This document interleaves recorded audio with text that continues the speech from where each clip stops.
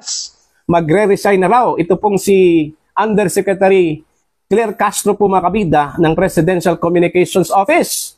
Ito po yung kanyang konfirmasyon po. Matapos pong naglabas po ng memorandum, ito pong si Secretary Dave Gomez, mga kabida ng PCO, na gusto po niyang lahat ng mga appointees po ng PCO, mga kabida, o sa ilalim po ng PCO, dapat mag-submit po ng courtesy resignation. Ito po, kumpirmado po ito mga kabida sa balita mula sa The Manila Bulletin. Ang kanilang headline, Castro to submit courtesy resignation as PCO reorganizes. Ayan. Ito, babasahin ko lang po. Communications Undersecretary Claire Castro confirmed that she will submit her courtesy resignation in line with the reorganization of the Presidential Communications Office of PCO under newly appointed Acting Secretary Dave Gomez. Castro said she was one of those filing the resignations, as is customary when a new head takes over as executive agency. Ang sabi po ni Castro dito, opo, meron po, kasama po tayo doon. Yes, there will be resignations. I am included, she told True FM on Wednesday, July 16. She added that she would file her resignation immediately. Na yung araw daw mga kabida, The move allows Secretary Gomez, who took his oath last week, to reorganize his team and appoint staff he feels are best suited to implement the administration's communication agenda. Ang sabi po ni Castro, para mabigyan din po siya ng leeway na makapagpili kung sino po ang mga tao na pwede niyang makasama. Ayun, yung sabi po ni Undersecretary Claire Castro po mga kabida. Ngayon, ang tanong, matutuloy kaya ang pag-alis ni Undersecretary Claire Castro? Okay? Tatanggapin kaya ni Secretary Dave Gomez yung resignation ni Claire Castro po mga kabida? Yun yung malaking tanong po. Ako, duda po ako dyan duda po ako dyan talaga, yung courtesy resignation kasi mga kabida, tama yung sinabi ni Undersecretary Castro, customary yan, Every time, pag meron pong bagong head ang isang ahensya po ng gobyerno, depende yan ng leader o ng head po, yung bagong appointee, kung i-implement niya yung reorganization po, Meron ding mga bagong leader po o bagong head po ng ahensya na status quo po mga kabida, meaning kung sino yung mga current roster of employees po at officials, hahayaan na lang po niya yun. Pero dito ho sa PCO, ito po yung ini-implement po ngayon, mga kabida ni Secretary Dave Gomez. Siguro gusto po niyang malaman kung sino yung nagtatrabaho, sino yung nag-perform po mga kabida.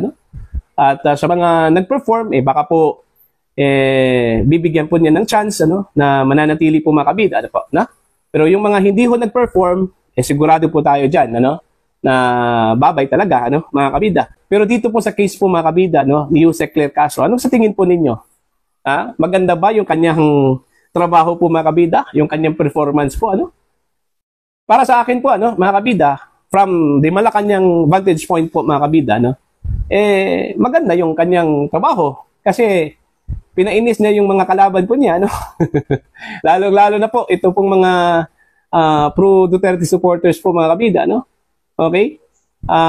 Pinagalit po niya yung mga kalaban po sa politika ng administrasyong ito.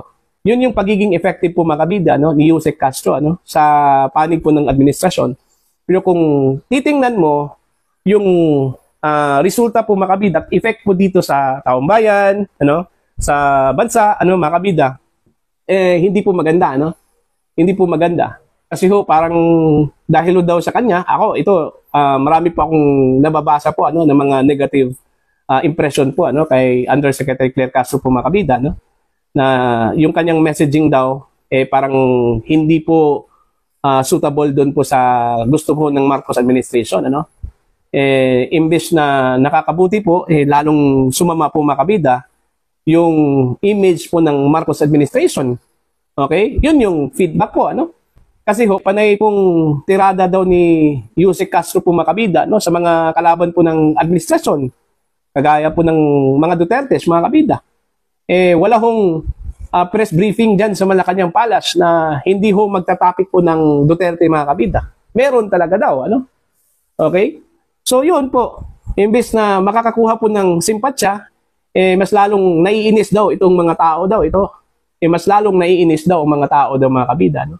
Dahil ho dito sa strategy ni Yusek Castro na ini-impose o ini-implement po mga kabida. Hindi raw nakakatulong sa imahe po ng administrasyong ito.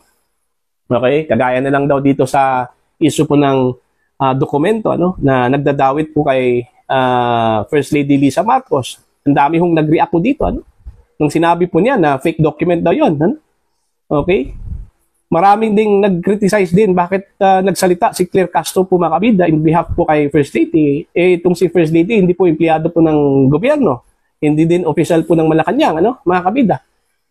So, yun po, So, titingnan natin kung yung ini-implement po ngayon ni Secretary Dave Gomez, talaga bang gusto po niya ng pagbabago at gusto po niya ng bagong concept po ng Presidential Communications Office, Lalong-lalo na po when it comes to messaging po mga kabida. Okay? Pero sa tingin po ninyo mga kabida, maganda ba ang messaging po ng Malacanang? Simula nung nag-umpisa po itong si Undersecretary Claire Castro bilang press briefer po ng Malacanang Palace. Okay, tuloy po tayo mga kabida. As whether she had been asked by President Marcos or First Lady Lisa Araneta Marcos to soften her tone in media briefing, Castro replied that she had always been respectful but assertive. Malumanay naman po ako. Nagkakataon lang po siguro na may mga pagkakataon na dapat labanan ang fake news. She also denied being told to step back from daily briefing or to tone down her delivery. Mahirap naman kasi na mag-acting ako. It would be difficult for me to act or pretend. Castro emphasized that her responsibility as Palace Press Officer was not to please anyone, but to present the facts to the public, especially amid disinformation. Siguro ang gusto lang naman nila sa akin kung ano man ang totoo. So kung ano po yung akin at ano yung hawak ko na katotohanan, yun lang po ang ilalaban natin. Castro added that she was unaware of any specific complaints or calls for her removal and maintained that her actions had always been guided by service to the Filipino people. Ayan. Yun yung pahayag po mga kabida ni Undersecretary Claire Castro. Alright? So, sa aking punto de vista po dito mga kabida, sa pananaw ko lang po ito mga kabida, kung maganda ba ang performance ni Undersecretary Claire Castro, sa vantage point po ng Malacanang po mga kabida, effective. Ito pong si Castro kasi marami hong naiinis sa kanya Lalong-lalo na po itong mga kalaban po sa politika, kalaban po ng administrasyon po mga kabida. Okay, lalong-lalo na po ito pong mga supporters po ng mga Duterte, Kasi mantakin nyo, panay Duterte, halos lahat ng press briefing dyan, may Duterte talaga, na topics po. Hindi ho mawala yung Duterte na topic po dyan mga kabida. Okay. Kaya nga, sa vantage point po ng Malacanang, effective, very effective ito pong si Castro, Pero sa pananaw po ng mga ordinaryong Pilipino mga kabida, hindi po epektibo, Ang impression kasi ng mga tao sa kanya, palaaway, maraming nagsabi na sinungaling daw, hindi daw nagsasabi po ng totoo, Yun yung impression po, sa kanya, mga kabida. So, titingnan lang po natin kung ano pong magiging action po, mga kabida, at discretion po, ni Secretary Dave Gomez, kasi siya yung pwede hong magpasya po dito, kung mananatili ba ito pong si Yusek Castro o bibitawan po ito, mga kabida. Magdedepende kasi yan sa gustong style ni Dave Gomez sa kanyang pamumuno bilang Presidential Communications Office Secretary po mga kabida. Kanya-kanya kasi yung style ng mga PCO Secretary po kagaya na lang pong dating Secretary po na si J. Ruiz, iba yung kanyang style Iba din yung style po ng mga naunang mga PCO Secretary mga kabida. At most likely iba din yung siguro yung style po ni Dave Gomez mga kabida. Okay, pwede ding yung style po ni Yusek Castro ay hindi po suitable sa panlasa po ni Dave Gomez, Pwede ding kung ano yung style po na ipinakita po ni Yusek Castro po mga kabida, same sila po ng style ni Dave Gomez. So magdedepende po yan sa magiging pasya po ni Dave Gomez po mga kabida kung i-retain po niya ito pong si Yusek Claire Castro po o i-reject po niya ito. Pag tatanggapin po niya, that means babay na Yusek Claire. Pero kung i-reject po niya ito mga kabida, that means mananatili po itong si Undersecretary Claire Castro po mga kabida sa kanyang trabaho bilang press officer. Para po sa inyong opinion at pananaw, please comment down. Sa mga hindi pa po subscribe sa akin channel, please subscribe. Just click the subscribe button, click the notification bell, click all para updated po kayo mga kabida sa aking mga uploads. Maraming salamat po sa inyong lahat.